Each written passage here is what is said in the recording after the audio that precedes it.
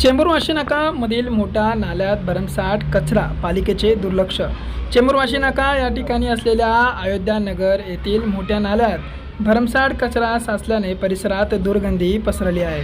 याकडे पालिकेचे दुर्लक्ष दिसून येत असून विभागातील नागरिकांमध्ये आजारांचे लक्षण हे वाढू लागले आहेत. विभागातील नागरिकांनी वारंवार या संदर्भात तक्रार करून सुद्धा पालिकेचे दुर्लक्ष दिसून येत आहेत. नाल्यातील कचरा कधी साफ होणार हे पाहणे आता गरजेचे असणार आहे.